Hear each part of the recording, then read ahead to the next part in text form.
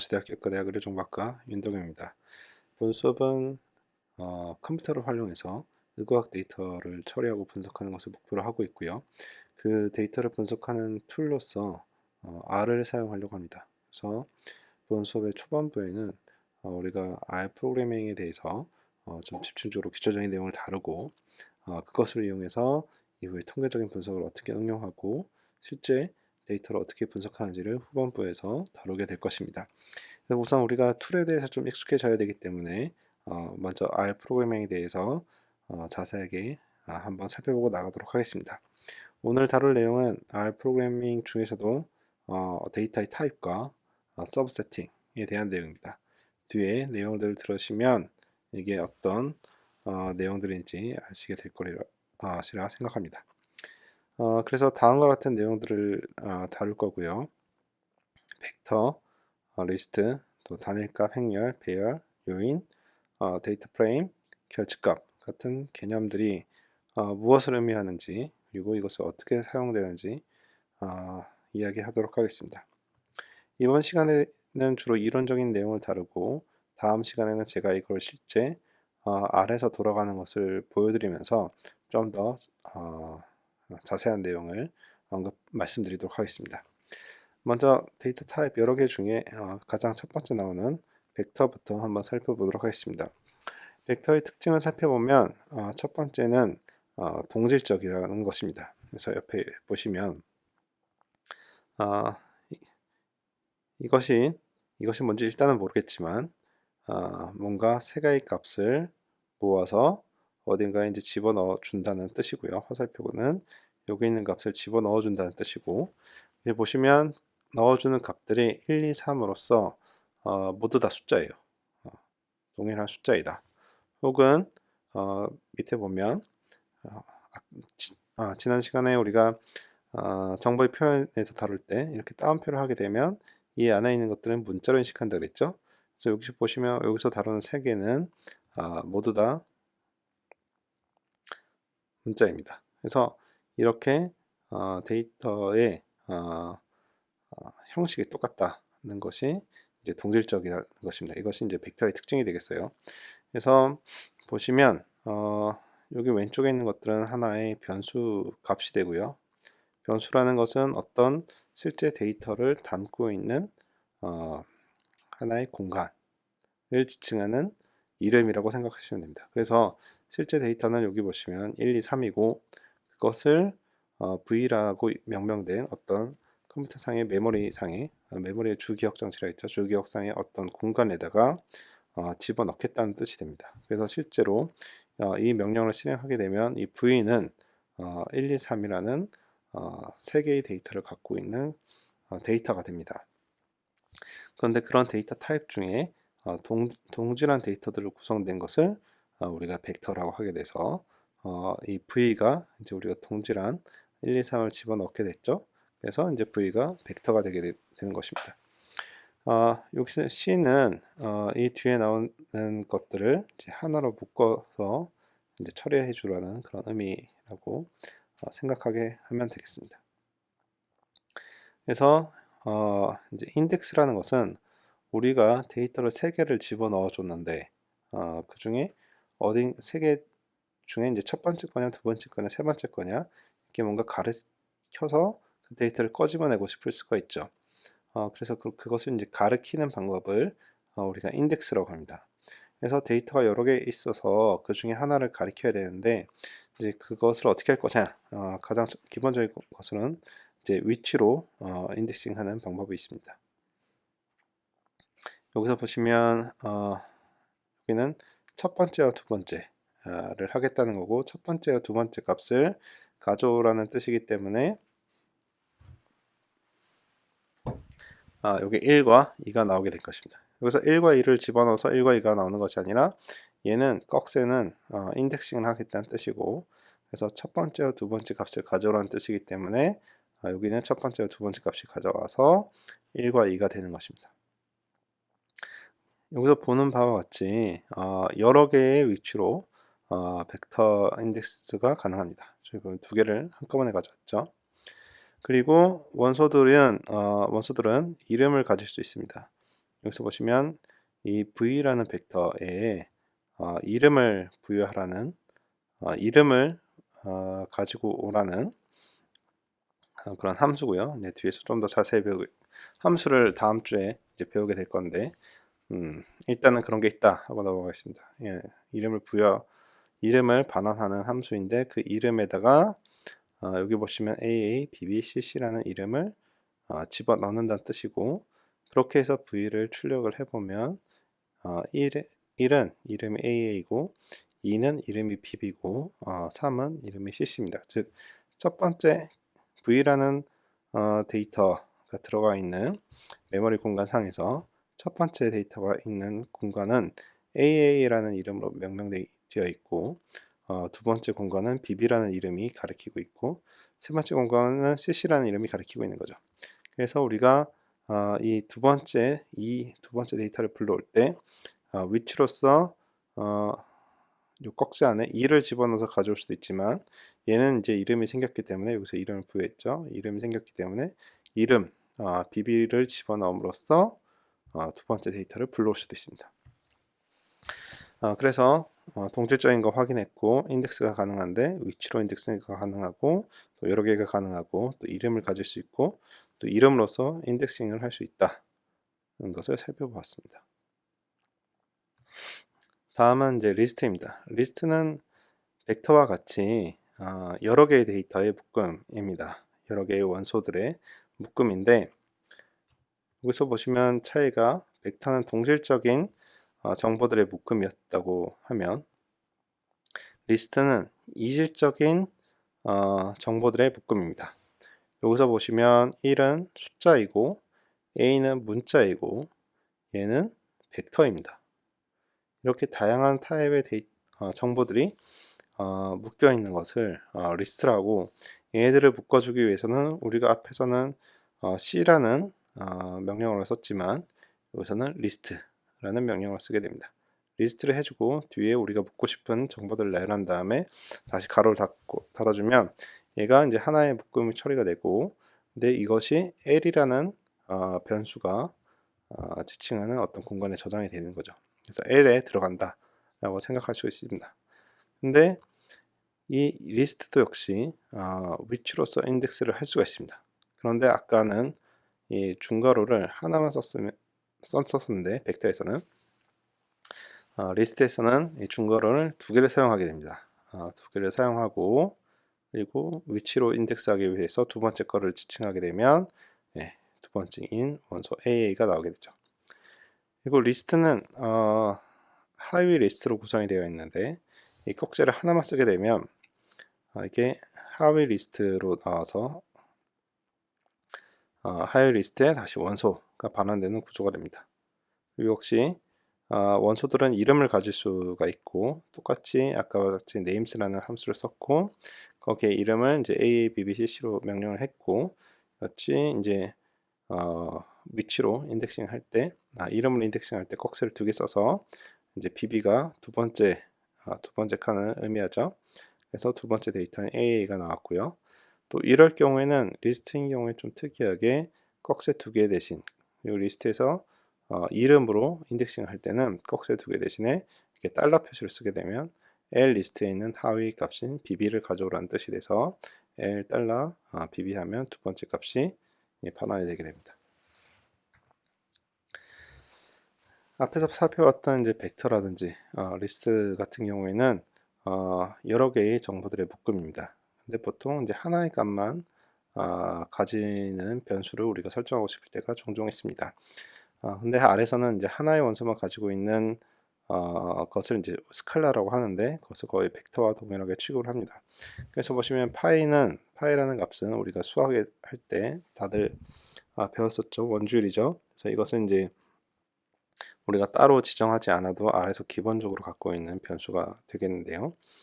그래서 이것의 길이를 반환하는 함수를 적용해 보면 1이 나옵니다. 즉 길이라는 것은 벡터나 리스트 안에 정보가 몇 개 있느냐를 계산해 주는 함수인데 그것이 1이라는 것은 이제 원소가 하나밖에 없다 인 거고 그리고 이것이 벡터처럼 인덱싱이 됩니다. 인덱스가 되기 때문에 그런 걸 보면 거의 벡터와 동일하게 취급하는구나 라고 생각할 수 있지만 값은 하나밖에 없기 때문에 두 번째 정보를 인덱스했을 경우에는 뒤에 미싱 밸류에 대해서 배울 텐데 아무것도 없다 라는 뜻의 이제 NA가 반환이 되게 됩니다. 이것은 기본적으로 R에서 갖고 있는 기본 변수에서 뿐만 아니라 우리가 새로 어떤 값을 집어넣어준 변수에서도 동일하게 진행되는 것을 알 수 있습니다.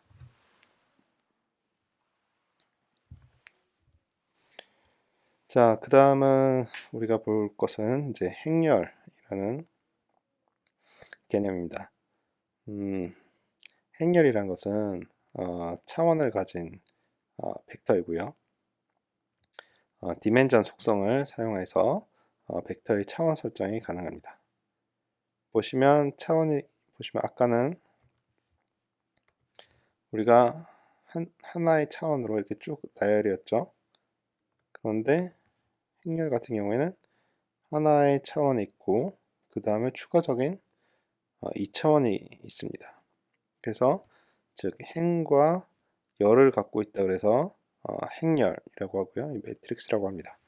그래서 가로로 쭉 있는 이 가로가 우리가 행이라고 그러고 이 세로를 열이라고 합니다. 그래서 얘는 가로가 두 줄이고 즉 행이 두 개고 세로가 세 개죠. 열이 세 개이기 때문에 우리가 2행 3열의 행렬이라고 합니다. 2 곱하기 3 행렬이라고 합니다. 그래서 행렬은 주로 수학에서는 대문자로 표현을 하고요. 실제 R에서는 이것을 대문자로 하든 소문자로 하든 상관없이 돌아가긴 하지만 좀 더 남들이 읽었을 때 이제 명확하게 하기 위해서는 이제 그런 약속들을 따라주는 것이 이제 좋긴 합니다. 그래서 행렬을 주로 대문자로 표현을 하고 A에다가 이것은 1부터 6까지 집어넣으라는 뜻이고 그렇게 해서 1부터 1, 2, 3, 4, 5, 6 이것이 C 가로 열고 1, 2, 3, 4, 5, 6 가로 닫고와 동일합니다. 그것을 A에다 집어넣은 거고 그래서 A의 디멘전 차원이 몇 개냐를 봤으니 반환하라고 했더니 아무것도 없다. 널 값이 나옵니다.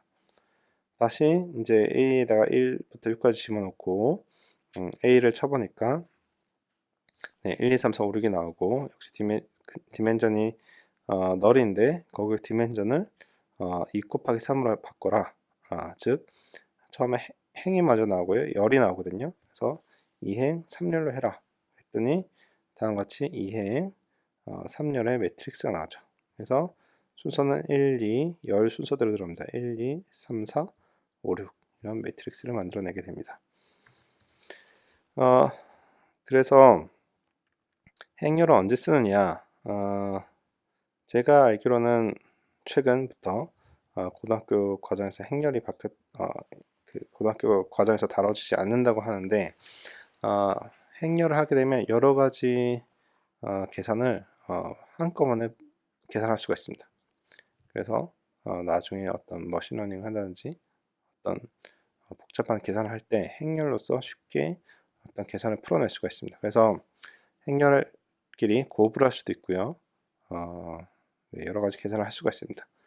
그래서 행렬 곱의 기본적인 원칙은 각 앞에 있는 행렬의 행과 뒤에 있는 열끼리 각 원소끼리 곱한 다음에 이게 더하기네요. 더하기가 된다.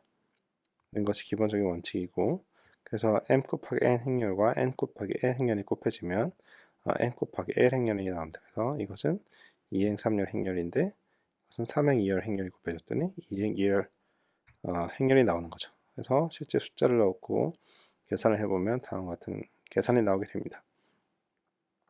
혹시 이제 R에서 매트리스 관련 계산을 실습하다 보면 이런 내용들이 있을 수 있어서 참고로 집어넣었습니다. 그 다음에 이제 배열이라는 개념이 나옵니다. 근데 배열은 행렬은 이제 2차원의 데이터 구조였다고 하면 그 2차원이 하나의 이런 네모 반듯한 판이었으면 그것을 또 위에 쌓고 또 위에 쌓고 또 위에 쌓으면 입체적인 구조가 되겠죠. 그것은 이제 3차원이 될 거고 그것이 또 하나 다른 차원에서 또 연속적으로 지나가면 생긴다면 그건 4차원이 될 거고, 사실 4차원부터는 우리가 머릿속에 그리기가 좀 쉽지는 않죠. 어, 근데 어쨌든 이론상으로는 존재하고 그런 것들을 표현하는 것이 이제 배열입니다. 그래서 보시면 D에다가 1부터 12까지 데이터를 생성해서 집어넣고 디멘전을 2행 3열에 3차원을 이제 두 개를 주는 거죠.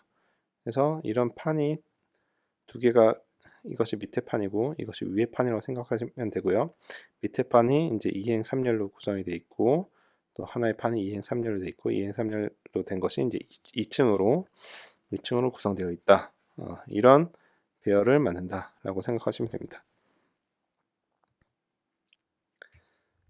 자, 이제 요인의 정의를 한번 살펴보면, 이제 고유한 값들로 구성된 이제 벡터를 이제 요인이라고 합니다. 네, 그래서 그 요인을 쓰는 이유는 효율적으로 저장하기 위한 형태이고요. 그 예시를 한번 볼까요? 이 x 벡터 xv라는 변수에 우리가 a, b, c, a, c라는 값을 넣었습니다. 보시면 눈썰미가 있는 친구들은 알겠지만 a, b, c가 이제 반복적으로 나타납니다.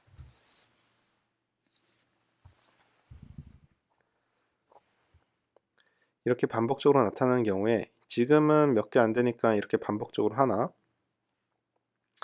그냥 다 쓰나, 뭐 별로 헷갈리지 않을 수도 있고, 또 요 문자 자체가 데이터가 크지 않기 때문에 이것을 그냥 A, B, C로 표현해도 데이터 저장 구간의 낭비가 그렇게 크진 않는데, 우리가 이것은 정말 효율적으로 들어간 환경은 언제냐면 A 대신에 여러 가지 복잡한 문자가 들어가 있고, B 대신에도 그렇고, C 대신에도 그렇고, 뭐 그런 것들이 몇 개, 제한된 몇 개가 계속 반복되는 구조가 있다고 칩시다. 예를 들어서 이제 의과학 데이터 같은 경우에는 이제 뭐 성별, 남녀, 환자별로 이렇게 하다 보면 그런 데이터가 쭉 들어가 있죠. 혹은 뭐 흡연 유무, 흡연 비흡연, 흡연 비흡연, 흡연 비흡연, 뭐 이런 것들 쭉 데이터가 쭉 있을 수가 있죠. 근데 그런 상황에서 이렇게 모든 문자들을 다 저장할 것이 아니라 흡연자는 1번, 비흡연자는 2번 이렇게 매칭을 해놓으면 데이터에는 1, 2, 1, 2만 집어넣고 나중에는 1번은 흡연자였지, 2번은 비흡연이었지 라는 식으로 하게 되면 실제 저장하는 건 1, 2, 1, 2로 저장하면서도 이 문자 흡연, 비흡연 뭐 이런 정보들을 담을 수 있는 거죠. 그래서 효율적인 거고, 또 실제로 이것이 무슨 진단명이다, 아니면 어떤 수술명이다 이렇게 되면 문자는 훨씬 더 길어질 거고, 그때 되면 이런 문자를 그대로 저장하는 거랑 이렇게 뭐 코드화해서 1, 2, 1, 2, 1, 2, 3 이런 식으로 저장하는 거랑 용량의 차이 같은 것들이 이제 많이 이제 나게 될 거고, 나중에 데이터를 다루는 데 있어서도 이제 효율의 면에서 차이가 납니다. 그래서 이것은 단순히 아까 우리가 배운 방법으로 또 동일한 동질적인 문자로 구성된 데이터들이기 때문에 이것은 이제 벡터여서 이제 XV가 되는 거고, 이것을 이제 요인으로 바꿔주면 XV에다가 수준을 매겨주면, 레벨을 매겨주는데, 여기서는 이제 A, B, C로 구성되어 있다 라고 해서 이것을 팩터로 바꿔준 것이 이제 X가 됩니다. 그래서 XV를 보면 문자 형태의 벡터가 돼서 A, B, C, A, C에 다 그 따옴표가 있고요. 그렇죠? 그 다음에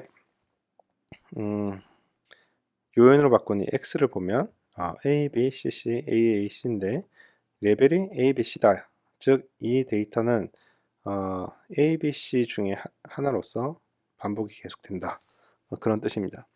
그래서 이 XV를 얘를 숫자로 바꿔라 라는 명령어를 치게 되면, 이 A라는 것이 숫자가 아니기 때문에 숫자가 그 네, 미싱 밸류, 네, 모르는 값이 나오는 거고, 대신에 요 x 요인을 숫자로 바꾸면 1, 2, 3, 1, 1, 3이 나오는데, 그 이유는 a는 1로 내부적으로 코딩이 됐고, 왜냐면 이 레벨에서 얘를 처음에 넣었기 때문에, b는 2가 되고 c가 3으로 매칭이 됩니다. 그래서 a는 1, b가 2, c가 3, AA니까 11, C가 3 이런 식으로 나오게 됩니다.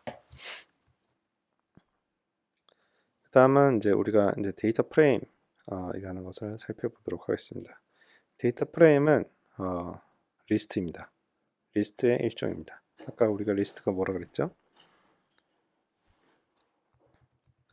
살펴보면 벡터는 동질적인 값들의 모임이고 리스트는 이제 이질적인 값들의 모임이 됩니다. 즉 데이터 프레임은 이제 이질적인 값들의 모임인 리스트가 됩니다. 그런데 조금 다른 게 있어요. 원소가 단일 스칼라나 물론 그런 걸 수도 있지만 기본적으로는 이제 벡터. 왜냐면 이제 제가 그런 말을 하는 스칼라도 앞에 봤으면 말씀드린 것처럼 길이가 1인 벡터처럼 취급하기 때문에 그것이 가능하죠.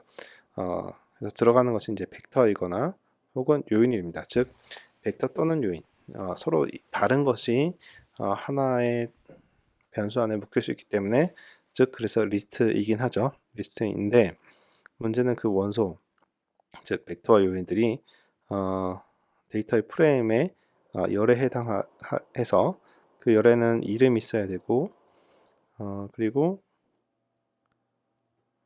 모든 원소들은 이제 대신에 이제 동일한 길이여야 합니다. 그래서 동일한 길이여야 하고 동일한 높이의 열들이 데이터 프레임을 사각형으로 만든다. 즉 이것이 무엇이냐 옆에 한번 보도록 하겠습니다. 그래서 벡터 1은 1부터 5까지 있는 데이터이고 벡터 2는 6부터 10까지 있는 이제 벡터입니다. 그래서 마이 리스트에다가 이제 리스트로 만드는 거예요. 그래서 데이터 1은 즉 열 이름 데이터 1은 이제 v1 데이터를 집어넣어주고 열 이름 데이터 2는 이제 v2 여기서 얘기한 6부터 10을 집어넣어주게 됩니다. 그래서 리스트를 보게 되면 리스트는 이제 각각 하위 서브 리스트들이 존재하게 되고 그중에 데이터 1은 이제 1, 2, 3, 4, 5고 데이터 2는 6, 7, 8, 9, 10인 거죠. 그래서 이렇게 리스트인데 이 리스트를 데이터 프레임으로 바꿔줄 수 있습니다. 데이터 프레임을 바꿔주라는 뜻이고 그래서 데이터 프레임을 보면 즉 두 개의 벡터로 구성된 데이터 프레임이 되고요. 보시면 벡터와 요인이 원소가 되는 거고 즉 데이터 1과 데이터 2가 이 데이터 프레임의 원소인 거고 그런데 이 원소들은 데이터 프레임의 열에 해당한다고 했으니까 얘가 이렇게 열이 되는 거고 두 번째 원소가 또 두 번째 열이 되는 거고 그래서 열에는 이름이 있어야 되는데 그 이름이 데이터 1과 데이터 2인 거고 또 모든 원소들은 동일한 길이여야 된다. 그래서 이것도 길이가 5개고 얘도 길이가 5개고 그래서 이런 동일한 길이의 원소들의 모임이기 때문에 얘가 이렇게 네모 반듯한 모양이 되죠. 만약에 데이터 2가 길이가 6개다. 그러면 여기 5개에서 하나가 툭 튀어나오게 되는데 그런 경우에 이제 데이터 프레임 자체가 이제 성립되지 않으니까 여기서 아마 에러가 뜰 거예요. 그래서 동일한 길이들이 있기 때문에 얘가 이제 하나의 데이터 프레임, 즉 우리가 일반적으로 어떤 분석할 때 필요한 하나의 표 상태의 표 모양의 어떤 데이터가 나오는 거죠. 그래서 여기는 벡터지만, 즉 여기는 뭐 환자 번호, 환자 나이지만 또 다른 데이터 어떤 요인이니까 요인은 뭐겠죠? 제한된 거. 성별 같은 경우에는 이제 남녀 이런 것도 요인으로서 들어가겠고 뭐 흡연 여부 yes, no 드링크 요인으로서 들어가고 그럴 수가 있겠죠. 그래서 어떤 하나의 이제 데이터 의 틀이라고 해서 이제 데이터 프레임이라고 우리가 하게 됩니다. 그 다음에 우리가 다룰 내용은 이제 결측감, 이제 미싱 밸류입니다. 미싱 밸류는 모르는 거예요. 관찰하지 않은 우리가 놓친 그런 값입니다. 그래서 0이랑 엄연히 달라요. 0은 0이라고 관찰한 거예요. 즉 온도가 0이다. 그것은 실제 물이 어느 점 0도를 관측한 거고 미싱 밸류라는 건 그것이 0도였는지 100도였는지 뭐 영하 몇 도였는지 모르는 거예요. 그래서 절대 0은 아니고 또 혹은 어떤 때 999 이런 식으로 넣게 되는데 그런 것은 잘못된 표현이에요.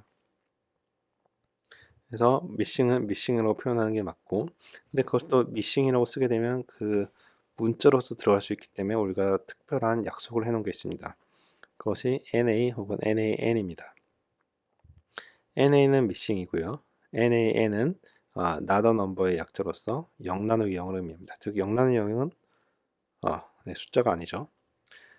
그래서 NaN은 missing value의 일부여서 Na는 Na지만 NA는 NaN이 아닌 다른 missing도 다 포함하기 때문에 NA는 NaN이라고 할 수는 없습니다. 그래서 대부분의 경우에는 보통 뭐 NA거나 NaN이거나 모두 다 똑같이 missing을 처리하기 때문에 크게 상관이 없을 수가 있지만 간혹가다 이렇게 다른 결과를 내보내는 경우가 있습니다. 즉 보시면 x에다가 이제 1, 2, NaNaN 3으로 구성된 벡터를 만들어서 x에다 집어넣었을 경우 여기서 이제 NA가 있느냐 라고 묻게 되면 첫 번째는 NA가 없으니까 false, 두 번째도 NA가 아니니까 false, 세 번째 NA니까 true, NaN도 NA니까 true, 3은 아니니까 false 이렇게 됩니다. 그런데 이제 NaN을 콕 집어서 또 확인해 볼 수가 있거든요. 또 이 명령어는 X 안에 NaN이 있느냐는 뜻인데 역시 첫 번째, 두 번째 false인데 세 번째도 얘는 false가 나옵니다. 즉 Na는 NaN이 아닐 수도 있기 때문이죠. false가 나오고 NaN만 이제 true가 나오게 됩니다.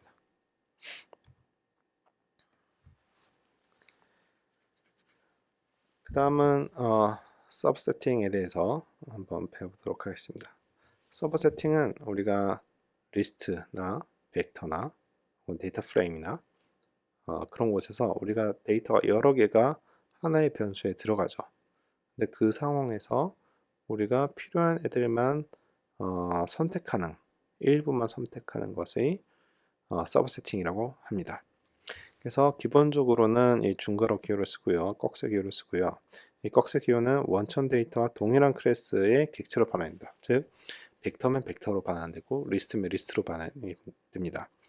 근데 리스트인데 서브 리스트가 아니라 정말 그 안에 있는 원소 그 자체로서 뽑아내고 싶으면 하나 더 들어가야 되기 때문에 꺽쇠를 하나만 쓰는 게 아니라 이 중괄호를 두 개를 씁니다. 두 개짜리 더블 중괄호를 쓰게 되면 리스트 혹은 데이터 프레임, 사실 데이터 프레임도 리스트였죠.